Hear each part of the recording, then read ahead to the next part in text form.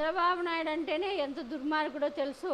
అసలు మొన్నటి వరకు రాయితో కొట్టండి అన్నాడు. జగన్మోహన్ రెడ్డి గారిని రాయలతో కొట్టండి అందరూ కలుసుకొని అన్నాడు. ఈరోజు మళ్ళీ గాజు గ్లాస్తో కొట్టండి అని హింసను ప్రేరేపిస్తున్నాడు చంద్రబాబు నాయుడు. చూడండి. పక్కన పెట్టుకోండి, ఎవడన్నా వచ్చి అడ్డుపడితే గ్లాస్ తీసుకోండి. గాజు గ్లాస్ పక్కన పెట్టుకోండి. ఎవడన్నా వచ్చి అడ్డుపడితే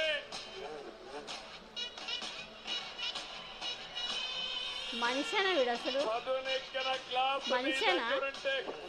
గాజు గ్లాస్ తీసుకోండి. గాజు గ్లాస్ పక్కన పెట్టుకోండి. ఎవడన్నా వచ్చి అడ్డుపడితే చూడండి ఇట్లా అంటున్నాడు, ఎంత యాక్షన్ చూపిస్తున్నాడు. గాజు గ్లాస్తో చదువునెక్కిన గ్లాస్ మీ దగ్గరుంటే గాజు గ్లాస్తో పొడవండి.